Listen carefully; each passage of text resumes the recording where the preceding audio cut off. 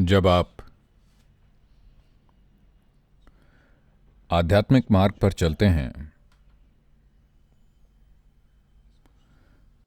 तो ये प्रश्न और ये संघर्ष होता है कि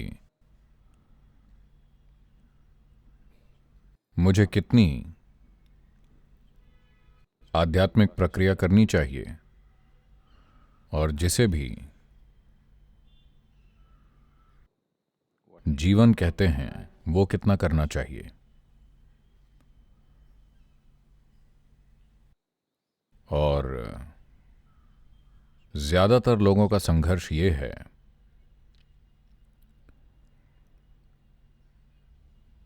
जब वो अपने रोजमर्रा के भौतिक दुनिया के कामों में लगे होते हैं तो वो आध्यात्मिक प्रक्रिया के लिए तरसते हैं।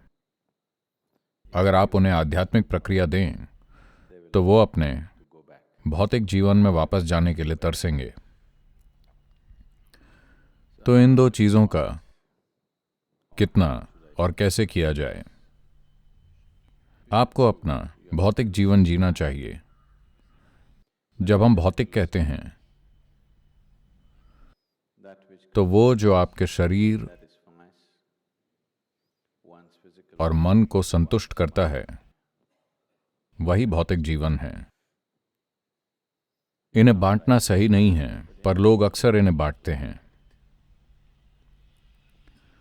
तो जो आपके शरीर और मन को संतुष्ट करता है उसे आप कितना करें या कैसे करें। आप उसे ऐसे करें जैसे आप हमेशा जीने वाले हैं।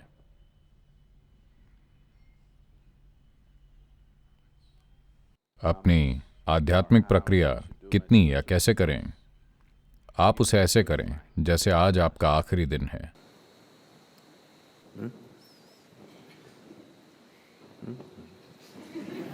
Which way is it? क्या ये सही है? No. नहीं। On a certain day, एक दिन ऐसा हुआ, एक शिकारी ने एक चिड़िया को पकड़ा, एक छोटी सी चिड़िया, और वो उसकी जान लेने वाला था। तभी छोटी चिड़िया बोली,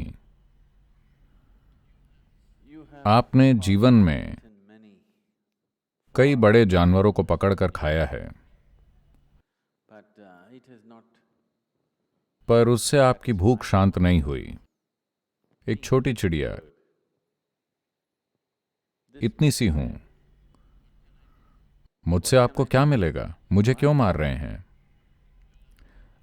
अगर आप मुझे जीने दें तो मैं आपको 3 अनमोल शिक्षाएं दूंगी जिनसे आपका जीवन बहुत समृद्ध हो जाएगा। एक शिक्षा मैं आपको आपके हाथों में रहते हुए दूंगी। दूसरी शिक्षा मैं तब दूंगी जब मैं आपके घर की छत पर बैठूंगी।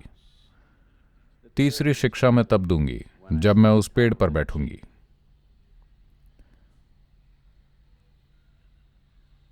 तब शिकारी ने उस चिड़िया को देखा, ये तो भूख बढ़ाने के भी काम नहीं आएगी, बहुत छोटी है।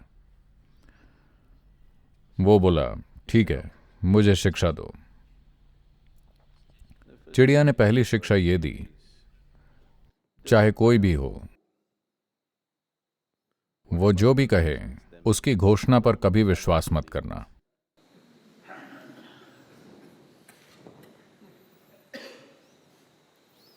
उसके हाथ से उड़कर वो छत पर जाकर बैठ गई और फिर बोली, आप मूर्ख हैं, आपने मुझे जाने दिया। आपको पता है मैं कौन हूं? मेरे पेट में एक हीरा है जिसका वजन 5 आउंस है। तब वो आदमी अपनी बदकिस्मती पर रोने लगा। ओह, इतना बड़ा हीरा मैंने जाने दिया, मैं कितना मूर्ख हूं। तब चिड़िया बोली, आप निश्चित रूप से मूर्ख हैं। मैंने पहले ही कहा था कि किसी की भी घोषणा पर कभी विश्वास मत करना। चाहे वो जो भी हों। देखिए, मेरा वजन बस 2 आउंस है। मेरे पेट में 5 आउंस का हीरा कैसे हो सकता है, मूर्ख? तो दूसरी शिक्षा ये है, कभी भी पीछे मुड़कर जो बीत गया उस पर पछतावा मत करना।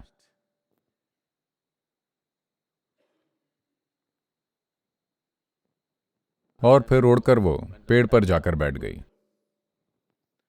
वो आदमी चीखने और रोने लगा, नहीं, मैंने हीरा खो दिया। अब बोल रही हो पछतावा मत करो, तुमने मुझे मूर्ख बनाया।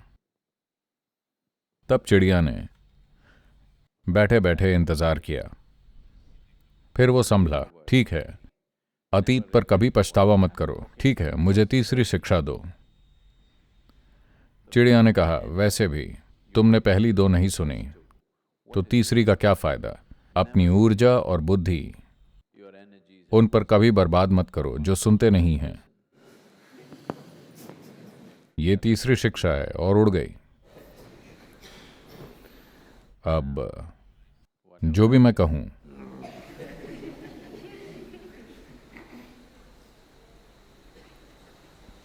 ये काम नहीं करेगा। अब आपका भौतिक जीवन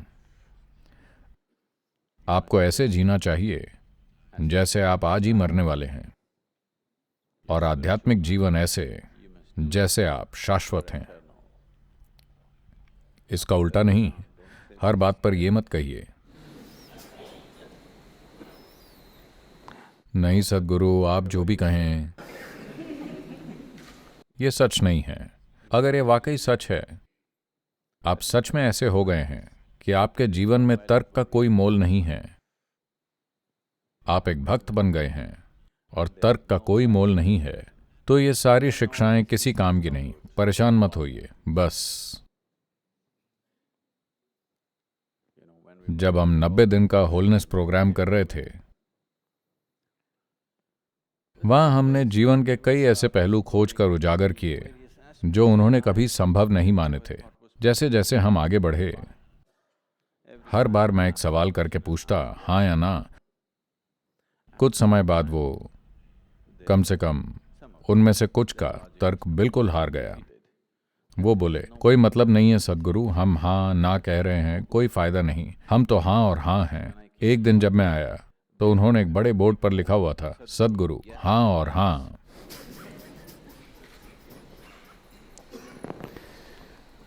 तो अगर आपको यह एहसास हो गया है कि आपके तर्क का कोई मोल नहीं है, तब कुछ मायने नहीं रखता।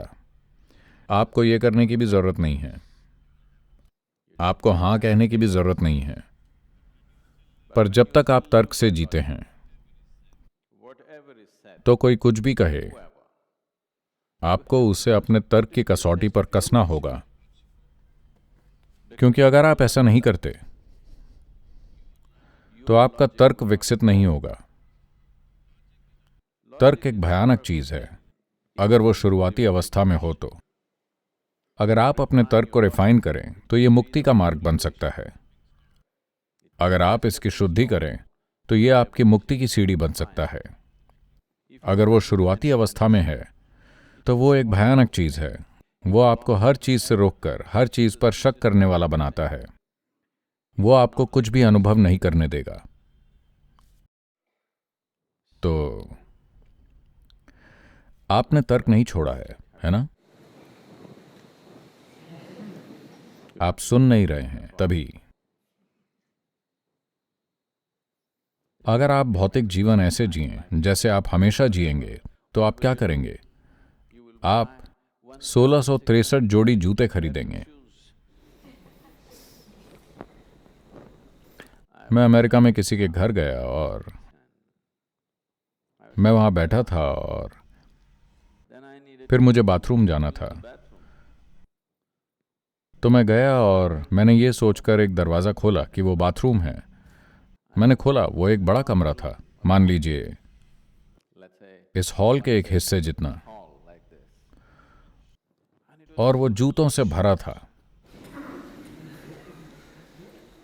सैकड़ों जोड़ी जूते थे। मैंने सोचा, क्या ये लोग जूते के कारोबार में हैं?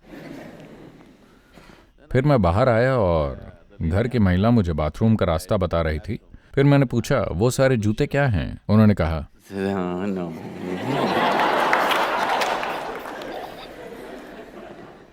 2 दर्जन नहीं, सैकड़ों जूते। मैं 12 जन्मों के लिए जूते खरीद रही हूं। मैंने खरीद कर रखे हैं, अगर मैं वापस आऊं और मेरे अगले जीवन में जूतों की कीमत ज्यादा हो तो मैंने पहले ही खरीद लिए हैं। तो अपना भौतिक जीवन ऐसे मत जिएं जैसे आप हमेशा जिएंगे। अपना भौतिक जीवन ऐसे जिएं जैसे आज आखिरी दिन है, और आध्यात्मिक जीवन ऐसे जिएं जैसे आप शाश्वत हैं। तो बिना सुने, बिना अपना तर्क लगाए हाँ मत कहिए, जब तक कि आप बस हाँ और हाँ न बन जाएं।